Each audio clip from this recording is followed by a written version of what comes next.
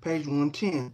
The easiest thing to do will be to build a case out of her foot. That is what herself did. But to find out the truth about how dreams die, one should never take the word of the dreamer. One should never take the word of the dreamer. The end of her lovely beginning was probably the cavity in one of her front teeth. She preferred, however, to think always of her foot. Although she was the ninth of 11 children and lived on the ridge of red Alabama clay, 7 miles from the nearest road. The complete indifference with which a rusty nail was met when it punched clear through her foot during her second year of life saved Pauline Williams from total anonymity. The wand left her with a crooked, archless foot that flopped when she walked, not a limp that could have eventually twisted her spine, but a way of lifting the bad foot as though she were extracting it from little whirlpools, threatened to pull it under. Slight as it was, this deformity explained for her many things that would have been otherwise incomprehensible. While she alone of all of the children had no nickname, why there were no funny jokes and anecdotes about funny things she had done, why no one ever remarked on her food preferences. No saving of the wing or neck for her. No cooking of the peas in a separate pot without rice because she did not like rice. Why nobody teased her? Why she never felt at home anywhere, or that she belonged in any place. Her general feeling of separateness and unworthiness she blamed on her foot, restricted as a child to this cocoon of her family's being. She cultivated quiet and private pleasures. She liked most of all to arrange things, to line things up in rows, jars on shelves at canning, peach pits on the step, sticks, stones, levels, leaves, and the members of her family let these arrangements be. When by some accident somebody scattered her rose, they always stopped to retrieve them for her, and she was never angry, for it gave her a chance to rearrange them again. Whatever portable she found, she organized into the neat lines according to the size, shape, or graduations of color, just as she would never align a pine needle with the leaf of a cottonwood tree. She would never put the jars of tomatoes next to the green beans.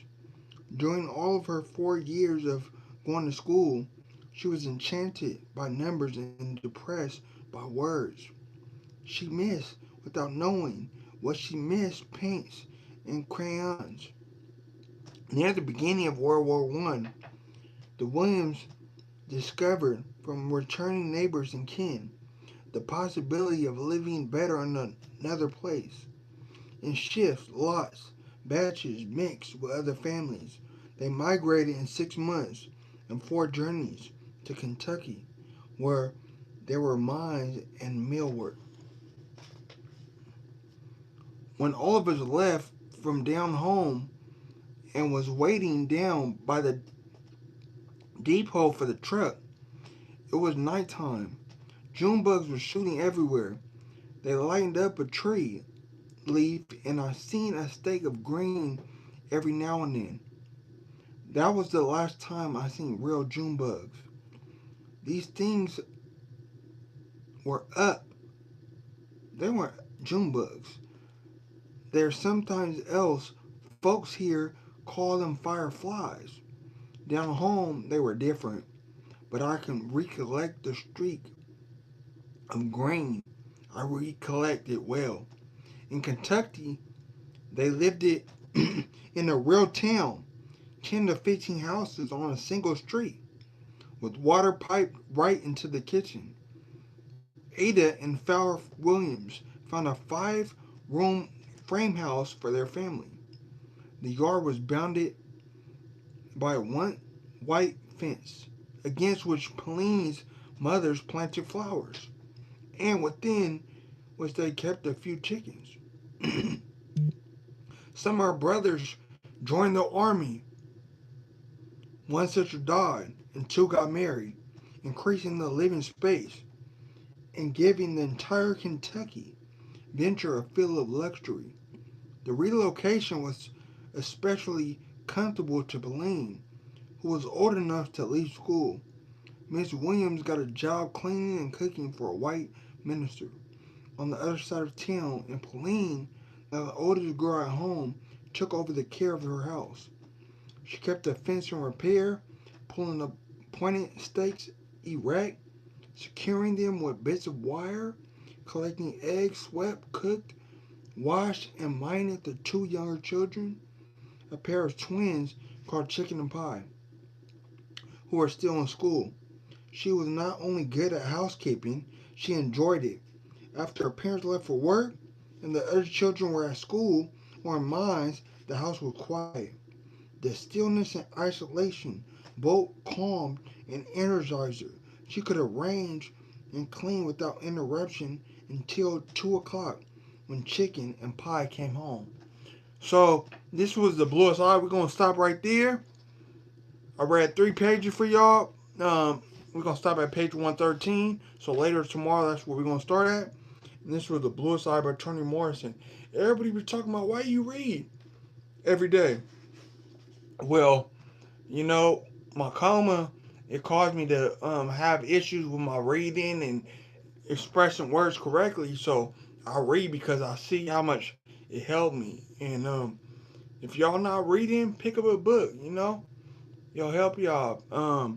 If y'all want to donate to the book that I'm writing right now about my life, y'all can send the cash app to Karlo Rossi 559, and that's KarloRossi